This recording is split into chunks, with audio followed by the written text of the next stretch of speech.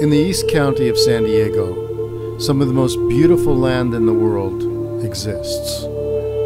This is the story of the destruction of that beauty.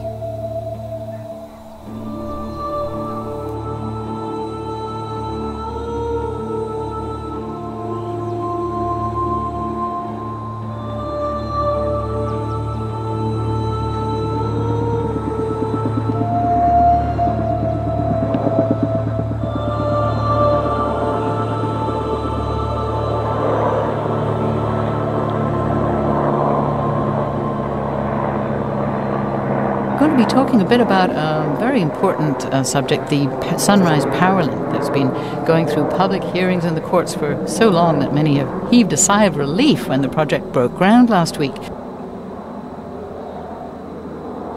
But just because the governor has given his blessing does not mean that opponents of the power line have given up. The Sunrise Power Line still represents a battle between those who see it as essential to keep power flowing reliably to San Diego in the future and those who see it as a power grab by the electricity company. Why has SDG&E pushed so hard to have this link built across the desert to San Diego? Well, SDG&E and others say that the region is growing, so that means that demands for new supplies of energy are growing, that we're going to need a new power plant every 5 years. We'll have to find land for the power plant.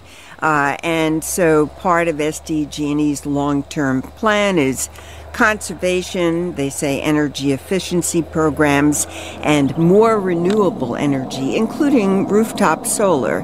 So the idea of Sunrise is to carry renewable energy from the Imperial Valley, where they have a lot of sun in the Imperial Valley, a lot of wind that's renewable, to San Diego. However, the opponents say that they believe that Sempra, the parent company of SDG&E, plans to use the Sunrise Power Link to import dirty fossil fuel from its plants in Mexico. This is a great day for California, and especially San Diego and Imperial counties. A terrific opportunity to see renewable energy starting to find its way into our state and into our counties. Honored guests, ladies and gentlemen, good morning. My name is Mike Nigley, and I'm the President and Chief Operating Officer of San Diego Gas and Electric. Welcome to Rough Acres. This is our backcountry staging location that we're going to be using for bringing material in, construction staging, logistics staging, and helicopter landings as we construct the Sunrise Power Link. We are very well on our way to really be an example to the rest of the nation, especially when it comes to building our infrastructure. So for 5 years now, we've been fighting now for this transmission line, the Sunrise Power Link transmission line.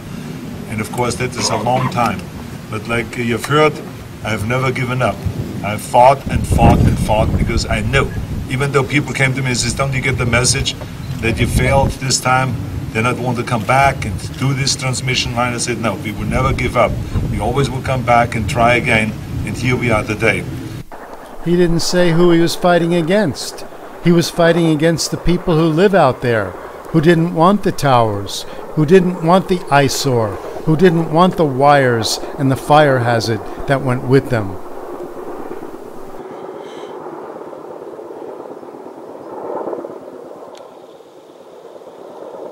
We're here with Teresa, who owns this farm, a little farm. Teresa, could you tell us a little bit about the farm, why you bought it, and what's going on now? Certainly. I bought this farm in 1987, and it's 8 acres, 8.5 acres perhaps, and it's been my whole life for 30 years. I have done nothing but work on this place, and it was just bushes when I first got here. And there were none of these other buildings here. I had 100 acres to myself. And I had the coyotes and the horny toads and snakes and lizards and everything, you know, and it was a little bit scary sometimes. And I had to go through a lot of problems with neighbors, and because they didn't know me, they were suspicious of me, and they didn't understand a woman by herself doing something like this. But I'm an artist, and I've always loved quiet and peacefulness and doing things that are beautiful, and I wanted to make my property beautiful. I wanted to work with nature rather than against it. And people perhaps don't understand that too much.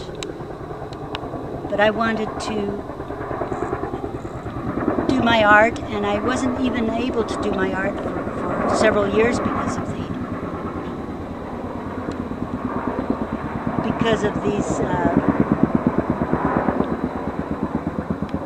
of all the things that had to be done here. But now it's almost impossible. I haven't been able to do any work at all since these helicopters have been here. And it's Well, what goes on with the helicopters? They're building these great big towers that nobody wants. Nobody that I've spoken to wants these towers. And they don't even go to us. The energy doesn't go to us.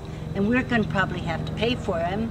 So they don't care if they're taking one bucket at a time over to the towers of cement and having their cement flying all over my airspace. And when the wind is gusting 60 miles an hour and they're flying over me, it's a little disrupting to my thought Didn't you process. say that the cement is flying out of the buckets and flying onto your land? Yes, it's dispersed in the air, but it is there, and my allergies are really kicking in, really bad. And I wake up sneezing every morning, and Are you the only one who is not happy about the towers? everyone dislikes them. Everyone hates them. Did anyone try to stop it? I think they stopped it for a couple of years. We went to meetings and things like that, but they forced it through. I've never given up. I've fought, because I know, even though people can consistently give a message that you failed this time, they're not able to come back and do this transmission line. I said, no, we will never give up. We always will come back and try again, and here we are today. I don't know how, but they forced it through, and because no one that I know of was in favor of it. And they even had that Homer Simpson blackout to kind of like show us that they can do whatever they want to us. They're a monopoly. There's no other energy company. Did you complain about these helicopters to any branch of the government? Oh yes, I have.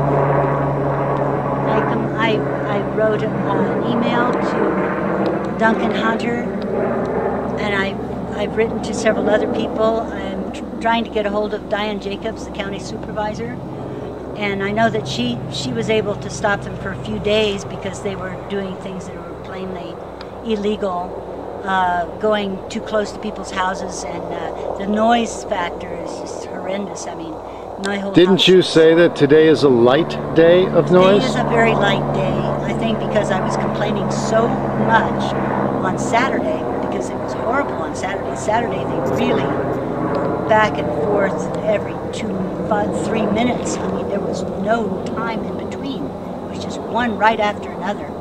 I don't know if there was 5 minutes between them. And it was just constant. There's no break. They don't even take lunch.